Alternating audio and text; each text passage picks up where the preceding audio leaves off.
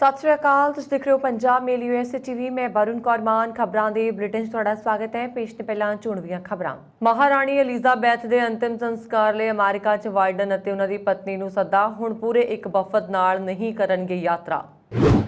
ਮੱਧਕਾਲੀ ਚੋਣਾਂ, ਭਾਰਤੀ ਮੂਲ ਦੇ ਅਮਰੀਕੀਆਂ ਨੂੰ ਭਰਮਾਉਣ ਲਈ ਟਰੰਪ ਨੇ ਖਿੱਚੀ ਤਿਆਰੀ। ਯੂਬਾ ਸਿਟੀ ਕੈਲੀਫੋਰਨੀਆ ਦੇ ਧਨਾੜ ਸਿੱਖ ਆਗੂ ਤੇ ਕਈ ਸਿੱਖ ਸੰਸਥਾਵਾਂ ਦੇ ਸਰਪ੍ਰਸਤ ਸਰਦਾਰ दिदार सिंह बैंस कर गए अकाल चलाना। कैलीफोर्निया के जंगलों में लगी अग ते काबू पाना होया मुश्किल। मॉस्क्यूटो विच अनेकां घर ते इमारतां होईयां सड़ के स्वाह, हज़ारां लोग होए बेघर। अमरीकी रैपर की गोली मार के हत्या। F-16 लड़ाकू जहाज प्रोग्राम अमरीका पाकिस्तान के दुबले संबंधों का अहम हिस्सा यूएस। ते हुण इन्हां खबरां दा विस्तार ते कुछ होर खबरां।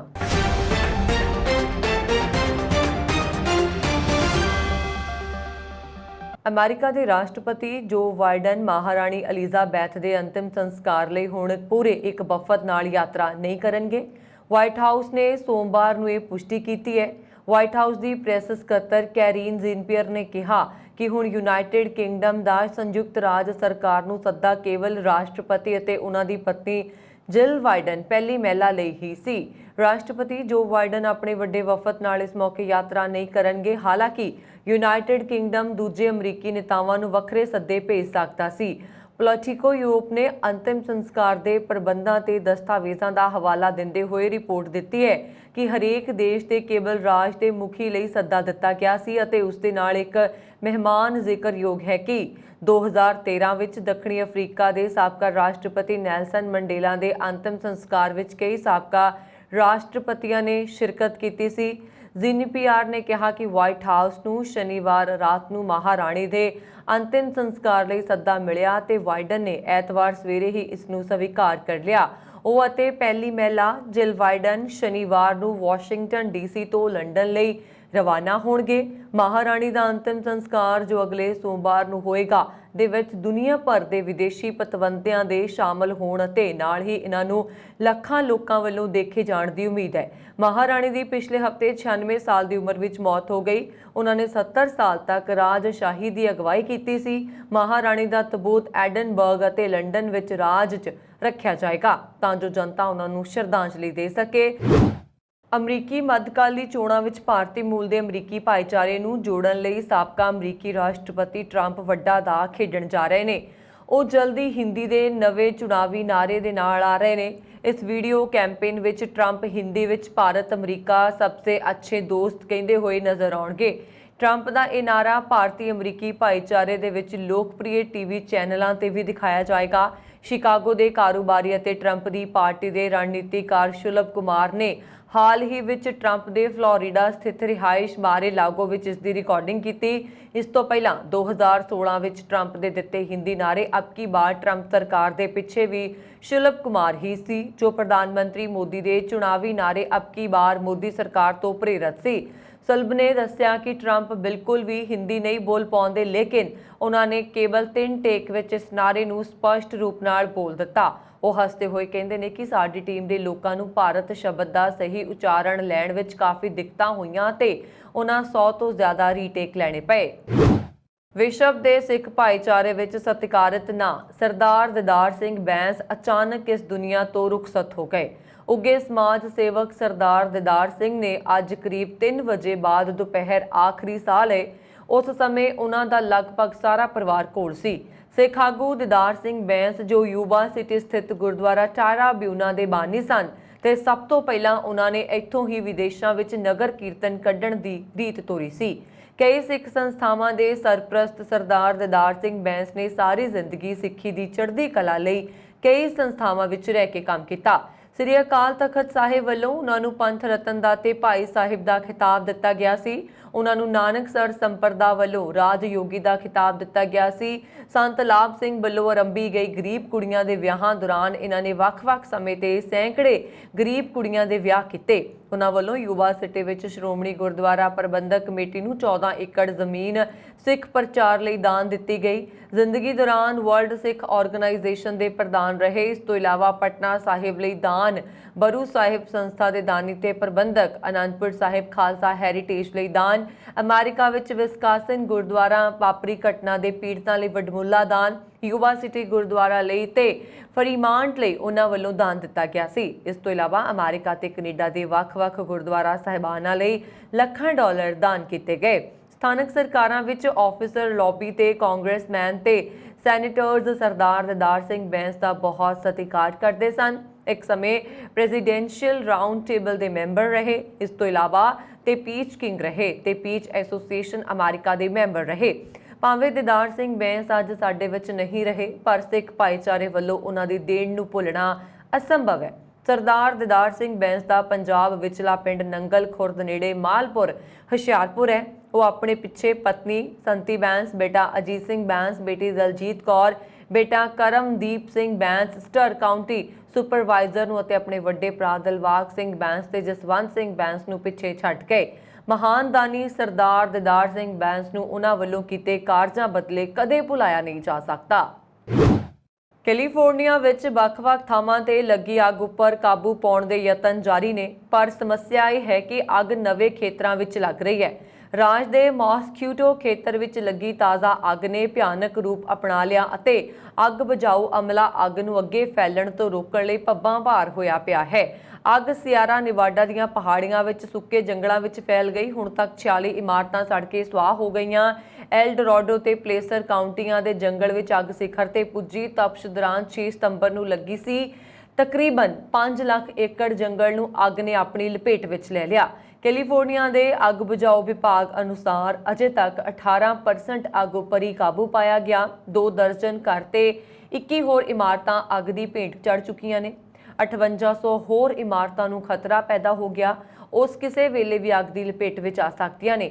11,000 ਤੋਂ ਵੱਧ ਲੋਕ ਆਪਣੇ ਘਰ ਛੱਡ ਕੇ ਜਾ ਚੁੱਕੇ ਨੇ। ਮੈਸਕੁਇਟੋ ਦੀ ਅੱਗ ਕਾਰਨ ਉੱਤਰੀ ਕੈਲੀਫੋਰਨੀਆ ਵਿੱਚ ਸਿਹਤ ਦੇ ਪੱਖ ਤੋਂ ਹਾਲਾਤ ਨਿੱਘਰ ਹੋਏ ਪਏ ਨੇ। ਧੂਏ ਕਾਰਨ ਲੋਕਾਂ ਨੂੰ ਸਾਹ ਲੈਣ ਵਿੱਚ ਤਕਲੀਫ ਆ ਰਹੀ ਹੈ। ਮਿਸ਼ੀਗਨ ਬਲਫ ਰੋਡ ਦੇ ਨਾਲ ਅੱਗ ਨੇ ਭਾਰੀ ਨੁਕਸਾਨ ਪਹੁੰਚਾਇਆ ਹੈ। ਕਾਰਾਂ ਤੇ ਇਮਾਰਤਾਂ ਨੂੰ ਆਪਣੀ ਲਪੇਟ ਵਿੱਚ ਲਿਆ ਹੈ। ਅਧਿਕਾਰੀਆਂ ਨੇ ਕਿਹਾ ਕਿ ਉੱਤਰ ਪੂਰਬੀ ਖੇਤਰ ਵਿੱਚ ਅੱਗ ਉੱਪਰ ਅਜੇ ਤੱਕ ਕਾਬੂ ਨਹੀਂ ਪਾਇਆ ਜਾ ਸਕਿਆ ਤੇ ਅੱਗ ਅੱਗੇ ਫੈਲ ਰਹੀ ਹੈ। ਪੱਛਮੀ ਰਾਜਾਂ ਵਿੱਚ ਜੰਗਲ ਨੂੰ ਲੱਗੀ ਅੱਗ ਨੇ ਅਸਾਨ ਉੱਪਰ ਧੂਏ ਦੀ ਚਾਦਰ ਵਿਛਾ ਦਿੱਤੀ ਹੈ। ਪੂਰਾ ਆਸਮਾਨ ਧੂਏ ਦੀ ਚਾਦਰ ਦੇ ਨਾਲ ਵਿਛ ਦਿੱਤਾ ਗਿਆ।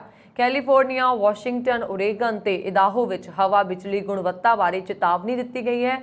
ਮੌਸਕੀਟੋ ਅੱਗ ਕਾਰਨ ਨਿਵਾਡਾ ਵਿੱਚ ਫੈਲੇ ਧੂਏ ਨੇ ਲੋਕਾਂ ਲਈ ਮੁਸੀਬਤਾਂ ਖੜੀਆਂ ਕਰ ਦਿੱਤੀਆਂ ਨੇ। ਅਮਰੀਕੀ ਰੈਪਰ PNV ਰੌਕ ਦੀ ਗੋਲੀ ਮਾਰ ਕੇ ਹੱਤਿਆ ਕਰ ਦਿੱਤੀ ਗਈ। ਅਮਰੀਕਾ ਦੇ ਪੈਨਸਿਲਵੇਨੀਆ ਦੇ ਫਿਲਾਡੇਲਫੀਆ ਦੇ ਰਹਿਣ ਵਾਲੇ ਰੈਪਰ PNV ਰੌਕ ਨੂੰ ਗੋਲੀ ਮਾਰੀ ਗਈ ਤਾਂ ਉਹ ਆਪਣੀ ਗਰਲਫ੍ਰੈਂਡ ਦੇ ਨਾਲ ਰੈਸਟੋਰੈਂਟ ਵਿੱਚ ਸਨ। ਅਮਰੀਕੀ ਪੁਲਿਸ ਨੇ ਇਹ ਜਾਣਕਾਰੀ ਦਿੱਤੀ ਹੈ। ਰੈਪਰ PNV ਰੌਕ ਸਾਲ 2016 ਵਿੱਚ ਆਏ ਆਪਣੇ ਸੈਲਫਿਸ਼ ਗਾਣੇ ਨੂੰ ਲੈ ਕੇ ਮਸ਼ਹੂਰ ਹੋਏ ਸੀ। ਮੌਤ ਤੋਂ ਪਹਿਲਾਂ PNV ਰੌਕ ਨੇ ਇੱਕ ਸੋਸ਼ਲ ਮੀਡੀਆ ਤੇ ਪੋਸਟ ਕੀਤੀ ਸੀ। ਇਸ ਪੋਸਟ ਦੇ ਕੁਝ ਮਿੰਟਾਂ ਬਾਅਦ ਹੀ PNV ਰੌਕ ਦੀ ਗੋਲੀ ਮਾਰ ਕੇ ਹੱਤਿਆ ਕਰ ਦਿੱਤੀ ਗਈ। PNV ਰੌਕ ਦਾ ਅਸਲੀ ਨਾਮ ਰਕੇਸ਼ ਹਾਸ਼ਿਮ ਐਲਨ ਹੈ। ਸੋਸ਼ਲ ਮੀਡੀਆ ਤੇ ਸ਼ੇਅਰ ਕੀਤੇ ਗਏ ਗ੍ਰਾਫਿਕ ਵੀਡੀਓ ਵਿੱਚ PNV ਰੌਕ ਸੁਰੱਖਿਆ ਅਤੇ ਕਰਮਚਾਰੀਆਂ ਨਾਲ ਘਿਰੇ ਖੂਨ ਨਾਲ ਲੱਥਪੱਥ ਦਿਖਾਈ ਦੇ ਰਹੇ ਨੇ। ਦ ਟਾਈਮਜ਼ ਨੇ ਲਾਅ ਇਨਫੋਰਸਮੈਂਟ ਸੂਤਰਾਂ ਦੇ ਹਵਾਲੇ ਤੋਂ ਲਿਖਿਆ ਕਿ PNV ਰੌਕ ਨੂੰ ਸੋਮਵਾਰ ਦੁਪਹਿਰ ਨੂੰ ਦੱਖਣੀ ਲਾਸ ਏਂਜਲਸ ਵਿੱਚ ਰੌਸਕੌਚ ਚਿਕਨ ਐਂਡ ਵੈਲਜ਼ ਰੈਸਟੋਰੈਂਟ ਵਿੱਚ ਲੁੱਟ ਦੌਰਾਨ ਗੋਲੀ ਮਾਰੀ ਗਈ ਹੈ।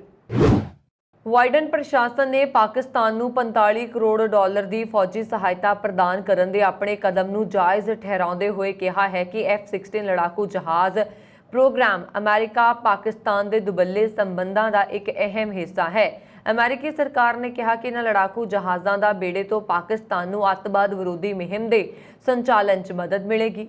8 ਸਤੰਬਰ ਨੂੰ ਬਾਈਡਨ ਪ੍ਰਸ਼ਾਸਨ ਨੇ F-16 ਲੜਾਕੂ ਜਹਾਜ਼ਾਂ ਲਈ ਪਾਕਿਸਤਾਨ ਨੂੰ 45 ਕਰੋੜ ਡਾਲਰ ਦੀ ਸਹਾਇਤਾ ਮਨਜ਼ੂਰ ਕੀਤੀ ਸੀ। ਪਿਛਲੇ 4 ਸਾਲਾਂ ਵਿੱਚ ਵਾਸ਼ਿੰਗਟਨ ਵੱਲੋਂ ਇਸਲਾਮਾਬਾਦ ਨੂੰ ਦਿੱਤੀ ਗਈ ਇਹ ਪਹਿਲੀ ਵੱਡੀ ਸੁਰੱਖਿਅਤ ਸਹਾਇਤਾ ਹੈ। ਅਮਰੀਕੀ ਵਿਦੇਸ਼ ਵਿਭਾਗ ਦੇ ਬੁਲਾਰੇ ਨੀਡ ਪ੍ਰਾਈਸ ਨੇ ਮੰਗਲਵਾਰ ਨੂੰ ਪੱਤਰਕਾਰਾਂ ਨੂੰ ਕਿਹਾ ਕਿ ਅਸੀਂ ਹਾਲ ਹੀ ਵਿੱਚ ਕਾਂਗਰਸ ਨੂੰ ਸੂਚਿਤ ਕੀਤਾ ਕਿ ਅਸੀਂ ਪਾਕਿਸਤਾਨੀ ਹਵਾਈ ਸੈਨਾ ਦੇ F-16 ਜਹਾਜ਼ਾਂ ਦੀ ਮੁਰੰਮਤ ਅਤੇ ਰੱਖ-ਰਖਾਅ ਲਈ 45 ਕਰੋੜ ਡਾਲਰ ਦੇਣ ਜਾ ਰਹੇ ਹਾਂ। ਇੱਕ ਸਵਾਲ ਦੇ ਜਵਾਬ ਵਿੱਚ ਪ੍ਰਾਈਸ ਨੇ ਕਿਹਾ ਕਿ ਪਾਕਿਸਤਾਨ ਲਈ ਮਾਮਲਿਆਂ ਦਾ ਸਾਡਾ ਅਹਿਮ ਭਾਈਵਾਲ ਹੈ। ਉਹ ਅੱਤਵਾਦ ਵਿਰੁੱਧ ਜੰਗ ਵਿੱਚ ਸਾਡਾ ਅਹਿਮ ਸਾਥੀ ਹੈ। ਅਸੀਂ ਆਪਣੀ ਨੀਤੀ ਦੇ ਹਿੱਸੇ ਵਜੋਂ ਅਮਰੀਕਾ ਦੇ ਬਣੇ ਸਾਜ਼ੋ ਸਮਾਨ ਦੀ ਮੁਰੰਮਤ ਅਤੇ ਰੱਖ-ਰਖਾਅ ਵਿੱਚ ਸਹਾਇਤਾ ਪ੍ਰਦਾਨ ਕਰਦੇ ਹਾਂ। ਬੀਤੇ ਦਿਨ ਐਂਥਨੀ ਵਾਰਵੋ ਦੀ ਇੱਕ ਸੜਕ ਹਾਦਸੇ ਵਿੱਚ ਮੌਤ ਹੋ ਗਈ। ਵਾਰਬਾਰੇ ਇੱਕ ਸਾਬਕਾ ਮੇਜਰ ਲੀਗ ਬੇਸਬਾਲ ਪਿਚਰ ਸੀ ਅਤੇ ਨਿਊਯਾਰਕ ਦੀ ਪੋਰਟ ਅਥਾਰਟੀ ਵਿੱਚ ਇੱਕ ਪੁਲਿਸ ਅਧਿਕਾਰੀ ਦੇ ਤੌਰ ਤੇ ਕੰਮ ਕਰਦੇ ਸਨ। ਯਾਕੀਨਜ਼ ਲਈ ਰਾਹਤ ਪਿਚਿੰਗ ਪਿਚਰ ਵਜੋਂ ਮੇਜਰ ਵਿੱਚ ਆਪਣੇ 6 ਸਾਲ ਦੇ ਕਾਰਜਕਾਲ ਤੋਂ ਪਹਿਲਾਂ ਵਾਰਵਾਰੋ ਨੇ ਸੇਂਟ ਜੌਨਸ ਵਿੱਚ ਬੇਸਬਾਲ ਖੇਡਿਆ, ਜਿਸ ਵਿੱਚ ਸਿਐਟਲ ਮਰੀਨਰਸ, ਅਟਲਾਂਟਾ ਬ੍ਰੇਵਰਸ ਅਤੇ ਬੋਸਟਨ ਰੈਡ ਸ਼ਾਮਲ ਨੇ। ਬੀਤੇ ਦਿਨ ਜਦੋਂ ਉਹ 9/11 ਦੀ ਯਾਦਗਾਰ ਤੇ ਜਾ ਰਹੇ ਸੀ ਤਾਂ ਉਹ ਹਾਦਸੇ ਦਾ ਸ਼ਿਕਾਰ ਹੋ ਗਏ। ਵਾਰਵਾਰੋ ਨਿਊਯਾਰਕ ਸਿਟੀ ਦਾ ਇੱਕ ਮੂਲ ਨਿਵਾਸੀ ਸਨ ਅਤੇ ਇੱਕ ਪੋਰਟ ਅਥਾਰਟੀ ਪੁਲਿਸ ਅਧਿਕਾਰੀ ਵਜੋਂ ਕੰਮ ਕਰਨ ਲਈ ਉਹ ਬੇਸਬਾਲ ਛੱਡ ਗਏ ਸਨ। ਬੀਤੇ ਦਿਨ ਜਦੋਂ ਉਹ ਵਰਲਡ ਟ੍ਰੇਡ ਸੈਂਟਰ ਸਮਾਰੋਹ ਵਿੱਚ ਇੱਕ ਅਸਾਈਨਮੈਂਟ ਲਈ ਜਾ ਰਹੇ ਸਨ, ਉਦੋਂ ਉਹਨਾਂ ਨਾਲ ਹਾਦਸਾ ਵਾਪਰ ਗਿਆ ਤੇ ਉਹਨਾਂ ਦੀ ਮੌਤ ਹੋ ਗਈ। ਜਿਸ ਵਾਹਨ ਵਿੱਚ ਉਹ ਸਨ, ਉਸ ਨੂੰ ਗਲਤ ਮਾਰਗ ਤੇ ਜਾ ਰਹੇ ਇੱਕ ਟੋਇਟਾ ਗੱਡੀ ਦੇ ਡਰਾਈਵਰ ਨੇ ਸਿੱਧੀ ਟੱਕਰ ਮਾਰ ਦਿੱਤੀ। ਟੱਕਰ ਮਾਰਨ ਵਾਲੇ ਟੋਇਟਾ ਦੇ ਡਰਾਈਵਰ ਦੀ ਪਛਾਣ ਬ੍ਰਿਜਵਾਟਰ, ਨਿਊ ਜਰਸੀ ਦੇ ਹੈਨਰੀ ਏ ਪਲਾਜ਼ਾ ਸਾਲ ਵਜੋਂ ਹੋਈ ਹੈ ਅਤੇ ਉਸ ਦੀ ਮੌਤ ਵੀ ਹੋ ਗਈ ਹੈ। ਇੱਕ ਸ਼ਖਸ ਨੂੰ ਡਾਕਟਰਾਂ ਨੇ ਮ੍ਰਿਤਕ ਐਲਾਨ ਦਿੱਤਾ ਸੀ। ਦਾਨ ਲਈ ਉਸ ਦੇ ਅੰਗ ਕੱਢਣ ਦਾ ਕੰਮ ਸ਼ੁਰੂ ਹੋਣ ਵਾਲਾ ਸੀ ਕਿ ਸ਼ਖਸ ਨੇ ਪੈਰ ਹਿਲਾਇਆ, ਫਿਰ ਉਸ ਦੀ ਧੜਕਣ ਵੱਧ ਗਈ। ਇਸ ਮਗਰੋਂ ਡਾਕਟਰਾਂ ਨੇ ਦੱਸਿਆ ਕਿ ਉਹ ਕੋਮਾ ਵਿੱਚ ਹੈ ਤੇ ਉਸ ਦੀ ਮੌਤ ਨਹੀਂ ਹੋਈ ਹੈ। ਇੱਥੇ ਦੱਸ ਦਈਏ ਕਿ ਹਾਲੇ ਵੀ ਸ਼ਖਸ ਹਸਪੀਟਲ ਵਿੱਚ ਹੀ ਹੈ ਤੇ ਗੰਭੀਰ ਹਾਲਤ ਵਿੱਚ ਹੈ। ਇਹ ਮਾਮਲਾ ਅਮਰੀਕਾ ਦੇ ਨਾਰਥ ਕੈਰੋਲੀਨਾ ਦਾ ਹੈ। 3 ਬੱਚਿਆਂ ਦੇ ਪਿਤਾ ਰਿਆਨ ਮਾਰਲੋ ਨੂੰ ਪਿਛਲੇ ਮਹੀਨੇ ਐਮਰਜੈਂਸੀ ਵਿਭਾਗ ਵਿੱਚ ਦਾਖਲ ਕਰਵਾਇਆ ਗਿਆ ਸੀ। ਉਹ ਲਿਸਟੇਰੀਆ ਨਾਲ ਪੀੜਤ ਸੀ। ਬਾਅਦ ਵਿੱਚ ਰਿਆਨ ਦਾ ਦਿਮਾਗ ਸੁੱਜ ਗਿਆ ਤੇ ਉਹ ਕੋਮਾ ਵਿੱਚ ਚਲਾ ਗਿਆ। ਇਸ ਮਗਰੋਂ 27 ਅਗਸਤ ਨੂੰ ਡਾਕਟਰਾਂ ਨੇ ਉਸ ਨੂੰ ਬ੍ਰੇਨ ਡੈਡ ਘੋਸ਼ਿਤ ਕਰ ਦਿੱਤਾ। ਨਾਰਥ ਕੈਰੋਲੀਨਾ ਦੇ ਕਾਨੂੰਨ ਮੁਤਾਬਕ ਜੇਕਰ ਕਿਸੇ ਇਨਸਾਨ ਦਾ ਦਿਮਾਗ ਕੰਮ ਕਰਨਾ ਬੰਦ ਕਰ ਦਵੇ ਤਾਂ ਉਸ ਨੂੰ ਮ੍ਰਿਤਕ ਘੋਸ਼ਿਤ ਕੀਤਾ ਜਾ ਸਕਦਾ ਹੈ। ਮਾਮਲੇ ਨੂੰ ਲੈ ਕੇ ਰਿਆਨ ਮਾਰਲੋ ਦੀ ਪਤਨੀ ਮੇਗਨ ਨੇ ਕਿਹਾ ਕਿ ਡਾਕਟਰ ਬਾਹਰ ਆਏ ਅਤੇ ਕਿਹਾ ਕਿ ਤੁਹਾਡੇ ਪਤੀ ਦੀ ਮੌਤ ਹੋ ਗਈ ਹੈ। ਉਹਨਾਂ ਦੀ ਨਿਊਰੋਲੋਜੀਕਲ ਡੈਥ ਹੋਈ ਹੈ। ਉਹਨਾਂ ਨੇ ਚਾਰਟ ਤੇ ਮੌਤ ਦਾ ਸਮਾਂ ਵੀ ਲਿਖ ਦਿੱਤਾ। ਮੇਗਨ ਨੇ ਡਾਕਟਰਾਂ ਨੂੰ ਦੱਸਿਆ ਕਿ ਉਸਦੇ ਪਤੀ ਆਪਣੇ ਅੰਗ ਦਾਨ ਕਰਨਾ ਚਾਹੁੰਦੇ ਸੀ। ਫਿਰ ਡਾਕਟਰਾਂ ਨੇ ਅੰਗ ਦਾਨ ਕਰਨ ਦੀ ਪ੍ਰਕਿਰਿਆ ਸ਼ੁਰੂ ਕਰ ਦਿੱਤੀ। ਮੇਗਨ ਨੇ ਦੱਸਿਆ ਕਿ ਇਸ ਮਗਰੋਂ ਉਹ ਘਰ ਚਲੀ ਗਈ। ਮੇਗਨ ਨੇ ਦਾਅਵਾ ਕੀਤਾ ਹੈ ਕਿ ਇਸ ਦੇ 2 ਦਿਨ ਬਾਅਦ ਡਾਕਟਰਾਂ ਨੇ ਫੋਨ ਕਰਕੇ ਉਸ ਨੂੰ ਦੱਸਿਆ ਕਿ ਅਸਲ ਵਿੱਚ ਰਿਆਨ ਟਰਾਮੈਟਿਕ ਬ੍ਰੇਨ ਡੈਮੇਜ ਨਾਲ ਪੀੜਤ ਸੀ। ਇਸ ਲਈ ਡਾਕਟਰਾਂ ਨੇ ਉਸ ਦੀ ਮੌਤ ਦਾ ਸਮਾਂ 27 ਅਗਸਤ ਤੋਂ ਬਦਲ ਕੇ 30 ਅਗਸਤ ਕਰ ਦਿੱਤਾ। ਮੇਗਨ ਨੇ ਕਿਹਾ ਕਿ ਡਾਕਟਰਾਂ ਨੇ ਦੱਸਿਆ ਕਿ ਉਹਨਾਂ ਤੋਂ ਇੱਕ ਗਲਤੀ ਹੋ ਗਈ ਸੀ। ਰਿਆਨ ਦੀ ਨਿਊਰੋਲੋਜੀਕਲ ਡੈਥ ਨਹੀਂ ਹੋਈ ਸੀ। ਮੇਗਨ ਨੇ ਡਾਕਟਰਾਂ ਨੂੰ ਪੁੱਛਿਆ ਕਿ ਇਸ ਦਾ ਕੀ ਮਤਲਬ ਹੈ। ਮੇਗਨ ਨੇ ਦੱਸਿਆ ਕਿ ਡਾਕਟਰਾਂ ਨੇ ਕਿਹਾ ਕਿ ਰਿਆਨ ਅਸਲ ਵਿੱਚ ਟਰਾਮੈਟਿਕ ਬ੍ਰੇਨ ਸਟ੍ਰੀਮ ਇੰਜਰੀ ਨਾਲ ਪੀੜਤ ਸੀ। ਮੇਗਨ ਨੇ ਦੱਸਿਆ ਕਿ ਜਦੋਂ ਮੈਂ ਆਪਣੇ ਪਤੀ ਦਾ ਹੱਥ ਛੂਹਿਆ ਤੇ ਉਹਨਾਂ ਦੀ ਧੜਕਨ ਵੱਧ ਗਈ ਤੇ ਹੁਣ ਉਹਨਾਂ ਦੇ ਪਤੀ ਇਲਾਜ ਅਧੀਨ ਨੇ। ਟਵਿੱਟਰ ਸ਼ੇਅਰ ਧਾਰਕਾਂ ਨੇ ਟੈਸਲਾ ਦੇ ਸਹਿ ਸੰਸਥਾਪਕ ਐਲਨ ਮਸਕ ਦੁਆਰਾ $44 ਮਿਲੀਅਨ ਦੇ ਸੌਦੇ ਨੂੰ ਮਨਜ਼ੂਰੀ ਦੇ ਦਿੱਤੀ ਹੈ। ਬਾਈ ਆਊਟ ਨੂੰ ਇੱਕ ਏਜੰਸੀ ਨੇ ਜਾਣਕਾਰੀ ਦਿੱਤੀ ਹੈ। ਟਵਿੱਟਰ ਦੇ ਸ਼ੇਅਰ ਧਾਰਕਾਂ ਨੇ ਦੱਖਣੀ ਅਫਰੀਕੀ ਕੈਨੇਡੀਅਨ ਅਮਰੀਕੀ ਅਨੁਭਵੀ ਕਾਰੋਬਾਰੀ ਨਿਵੇਸ਼ਕ ਅਤੇ ਇੰਜੀਨੀਅਰ ਐਲਨ ਮਸਕ ਦੁਆਰਾ $44 ਮਿਲੀਅਨ ਖਰੀਦਣ ਸੌਦੇ ਨੂੰ ਮਨਜ਼ੂਰੀ ਦਿੱਤੀ ਹੈ। ਧਿਆਨਯੋਗ ਹੈ ਕਿ ਇਸ ਤੋਂ ਪਹਿਲਾਂ ਟੈਸਲਾ ਦੇ CEO ਐਲਨ ਮਸਕ ਨੇ ਟਵਿੱਟਰ ਤੇ ਧੋਖਾਧੜੀ ਦਾ ਦੋਸ਼ ਲਗਾਇਆ ਸੀ।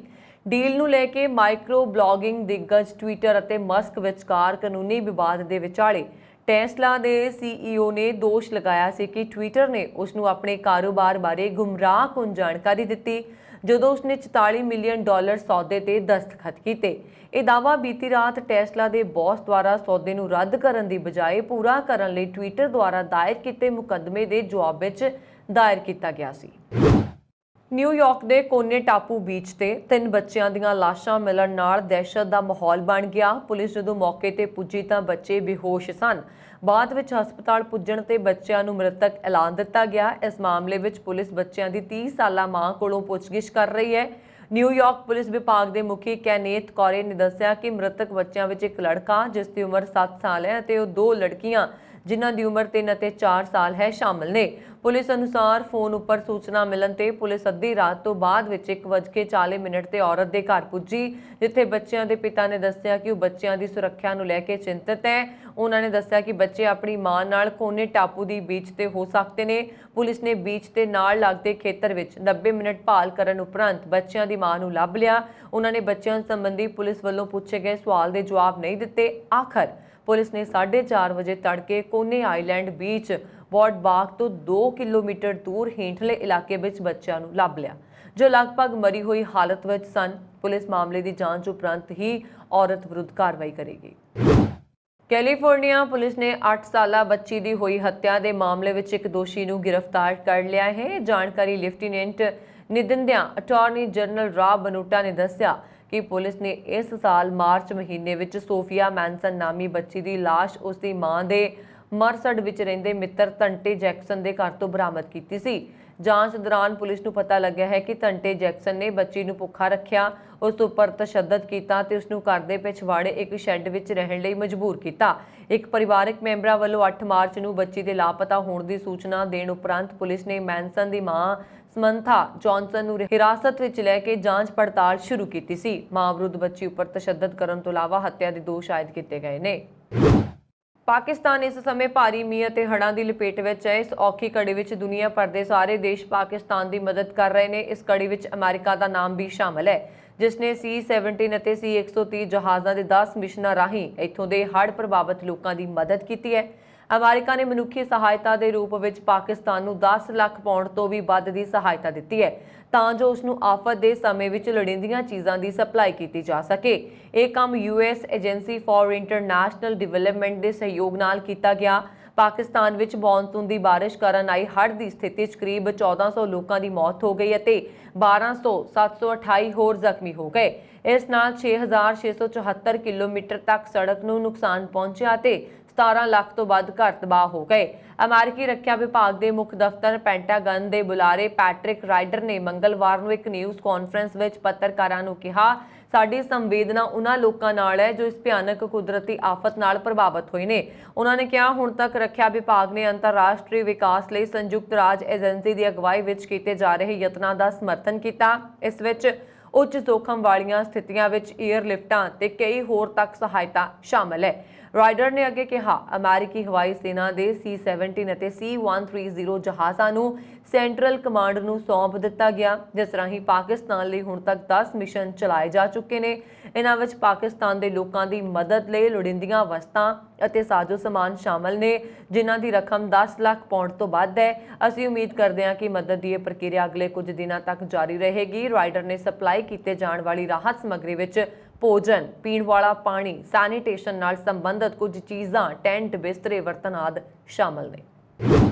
मिसिसागा विच सोमवार नूं लंच ब्रेक दौरान किए गए हमले विच टोरंटो के 48 साला पुलिस अधिकारी की गोली लगन कारण मौत हो गई। पुलिस अधिकारी की पछाण कांस्टेबल एंड्रयू होंग वजों की गई है, जो 22 सालों तो पुलिस की नौकरी कर रहा सी। पील पुलिस ने दस्सिया कि दोपहरे 2:15 के करीब अर्जटिया रोड ते विंसटन चर्चिल विला वार्ड इलाके मिसिसागा दोहरे गोली कांड तो बाद पीड़त नूं ट्रामा सेंटर लिजाया गया।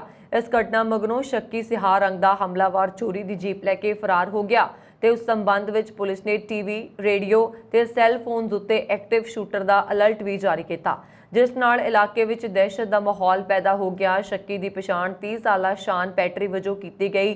तकरीबन 1 घंटे तो बाद शक्की हॉल्टन रीजन पहुंचा ते उत्थे उसने मिल्टन विच एक ऑटो बॉडी शॉप विच 3 व्यक्तियों को गोली मार दी, जिस कारण एक व्यक्ति की मौत हो गई।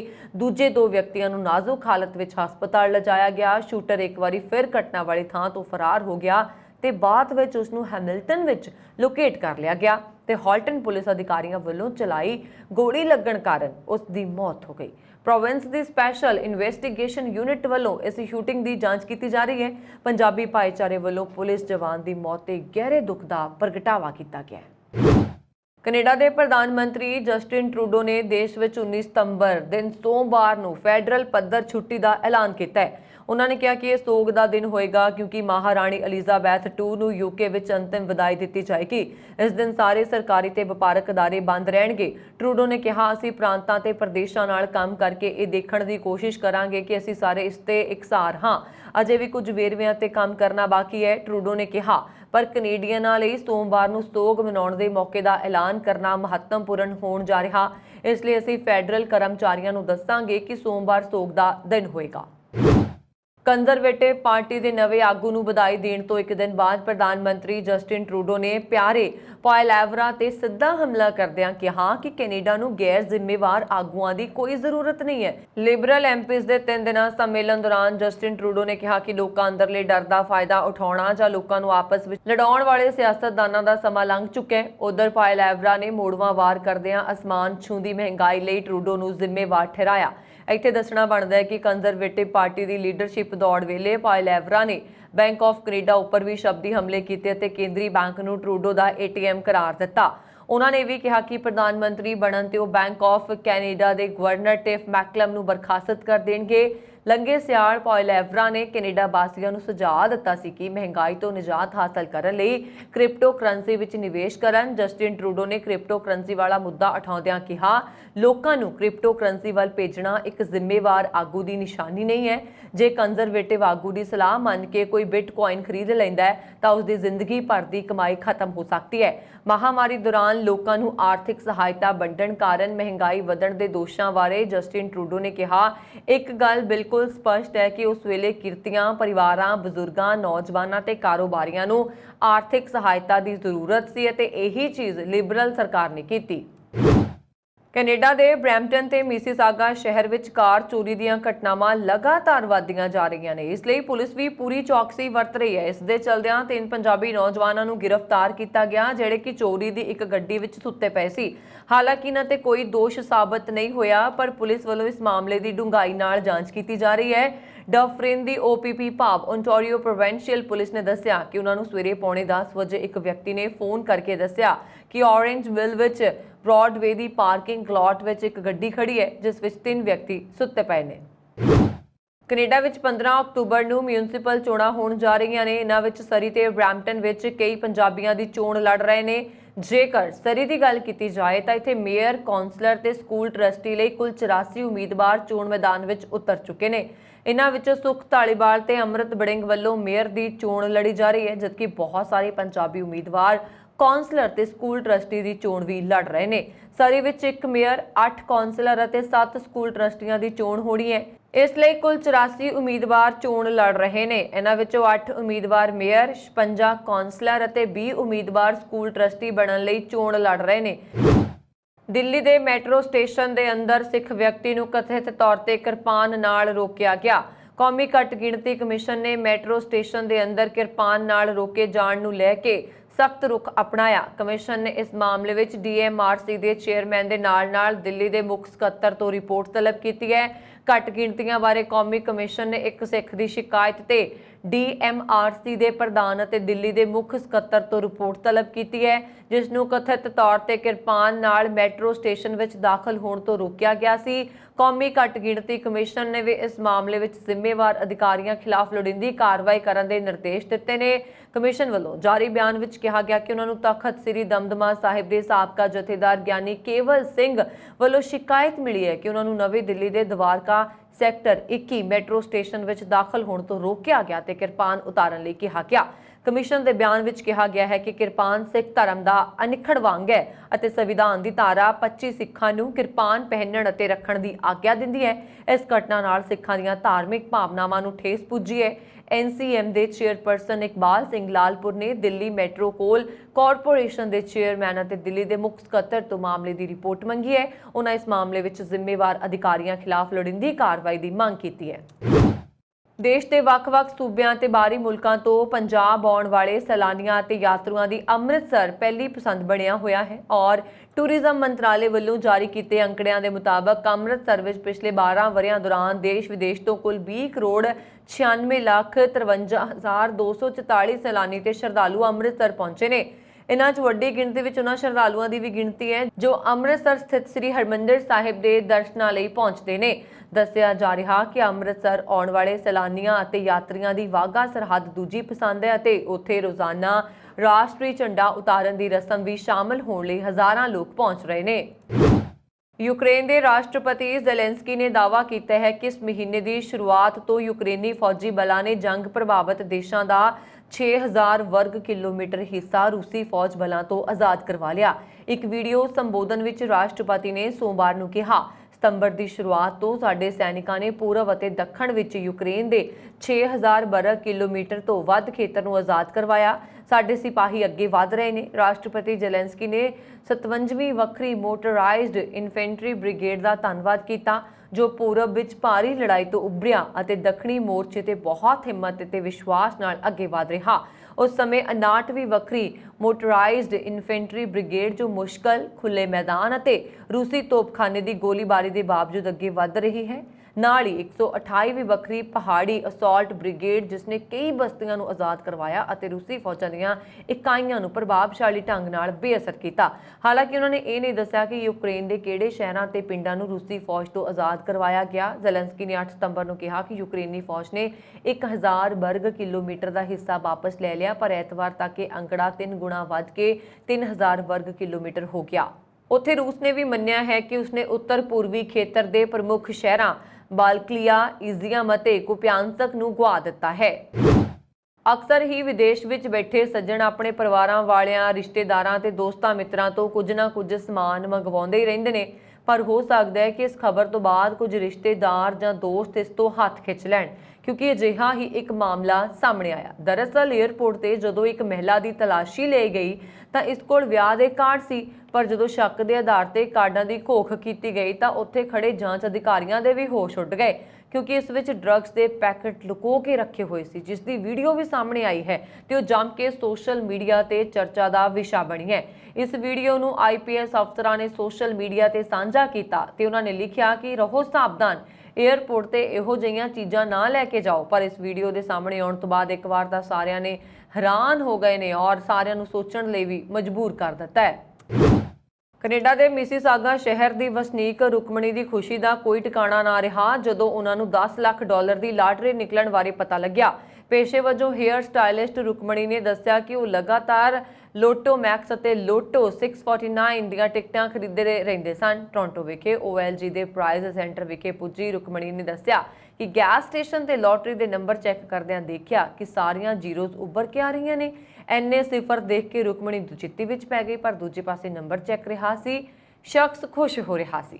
ਆਖਰਕਾਰ ਰੁਕਮਣੀ ਨੂੰ ਪਤਾ ਲੱਗਾ ਕਿ ਉਹ $10 ਲੱਖ ਦੀ ਮਾਲਕਣ ਬਣ ਚੁੱਕੀ ਹੈ। ਬਰੈਂਪਟਨ ਦੇ ਮੇਅਰ ਪੈਟਰਿਕ ਬਰਾਊਨ ਅਤੇ 5 ਕੌਂਸਲਰਾਂ ਨੇ ਇੱਕ ਵਾਰ ਫਿਰ ਸਿਟੀ ਕੌਂਸਲ ਦੀ ਅਹਿਮ ਮੀਟਿੰਗ ਵਿੱਚ ਗੈਰ ਹਾਜ਼ਰ ਰਹਿਣ ਵਾਲੇ ਦਾ ਫੈਸਲਾ ਲੈ ਲਿਆ। ਸੋਮਵਾਰ ਨੂੰ ਰੱਖੀ ਗਈ ਮੀਟਿੰਗ ਵੀ ਉਸ ਸੂਚੀ ਵਿੱਚ ਸ਼ਾਮਲ ਹੋ ਗਈ ਜੋ ਧੜੇਬੰਦੀ ਦੀ ਭੇਂਟ ਚੜ੍ਹ ਗਈਆਂ। ਮੀਟਿੰਗ ਸਵੇਰੇ 9 ਵਜੇ ਸ਼ੁਰੂ ਹੋਣੀ ਸੀ ਅਤੇ ਇਸ ਦੇ ਏਜੰਡੇ ਵਿੱਚ ਕੇਵਲ 2 ਮੁੱਦੇ ਸ਼ਾਮਲ ਕੀਤੇ ਗਏ ਸੀ। ਪਹਿਲਾ ਅਤੇ ਅਹਿਮ ਮੁੱਦਾ ਬਰੈਂਪਟਨ ਯੂਨੀਵਰਸਿਟੀ ਦਾ ਪ੍ਰੋਜੈਕਟ ਰੱਦ ਹੋਣ ਤੋਂ ਪਹਿਲਾਂ ਸਲਾਹਕਾਰਾਂ ਨੂੰ ਦਿੱਤੇ ਗਏ $6,29,000 ਦਾ ਫੋਰੈਂਸਿਕ ਆਡਿਟ ਕਰਵਾਉਣ ਬਾਰੇ ਸੀ, ਪਰ ਕੋਰਮ ਪੂਰਾ ਨਾ ਹੋਣ ਕਾਰਨ ਮੀਟਿੰਗ ਰੱਦ ਹੋ ਗਈ। ਧਰਮਨਗਰੀ ਕੁਰੂਕਸ਼ੇਤਰ ਵਿੱਚ ਮਨਾਈ ਜਾਂਦੀ ਗੀਤਾ ਜਯੰਤੀ ਦਾ ਤਿਉਹਾਰ ਪਿਛਲੇ 6 ਸਾਲਾਂ ਤੋਂ ਅੰਤਰਰਾਸ਼ਟਰੀ ਪੱਧਰ ਤੇ ਮਨਾਇਆ ਜਾ ਰਿਹਾ। ਇਸੇ ਕੜੀ ਵਿੱਚ ਇਸ ਸਾਲ ਸ੍ਰੀਮਦ ਭਗਵਦ ਗੀਤਾ ਮਹਾਉਤਸਵ 16 ਤੋਂ 19 ਸਤੰਬਰ ਤੱਕ living art centre Mississauga Canada ਵਿਖੇ ਕਰਵਾਇਆ ਜਾ ਰਿਹਾ। ਇਸ ਵਿੱਚ ਦੇਸ਼ ਵਿਦੇਸ਼ ਦੀਆਂ 104 ਧਾਰਮਿਕ ਅਤੇ ਸਮਾਜਿਕ ਸੰਸਥਾਵਾਂ ਸ੍ਰੀਮਦ ਭਗਵਦ ਗੀਤਾ ਦੀਆਂ ਸਿੱਖਿਆਵਾਂ ਤੇ ਮੰਥਨ ਕਰਨਗੀਆਂ। ਵਿਦੇਸ਼ ਦੀ ਧਰਤੀ ਤੇ ਪਹਿਲੀ ਵਾਰ ਇਸ ਉਤਸਵ ਦੇ ਆਯੋਜਨ ਲਈ ਇੰਨੀਆਂ ਸੰਸਥਾਵਾਂ ਇੱਕ ਮੰਚ ਤੇ ਨਜ਼ਰ ਆਉਣਗੀਆਂ। ਇਹਨਾਂ ਸੰਸਥਾਵਾਂ ਦੇ ਨੁਮਾਇੰਦੇ ਸ੍ਰੀਮਦ ਭਗਵਦ ਗੀਤਾ ਦੀਆਂ ਸਿੱਖਿਆਵਾਂ ਬਾਰੇ ਵਿਚਾਰ ਵਟਾਂਦਰਾ ਕਰਨਗੇ। ਇਹ ਸਨ ਹੁਣ ਤੱਕ ਦੀਆਂ ਖਬਰਾਂ। ਮੈਨੂੰ ਵਰੁਣ ਕੌਰ ਮਾਨ ਨੂੰ ਦਿਓ ਆ ਗਿਆ। ਹੋਰ ਖਬਰਾਂ ਦੇ ਲਈ ਸਾਡਾ YouTube ਚੈਨਲ ਪੰਜਾਬ ਮੇਲ USA TV ਜ਼ਰੂਰ ਸਬਸਕ੍ਰਾਈਬ ਕਰੋ। ਸਤਿ ਸ਼੍ਰੀ ਅਕਾਲ।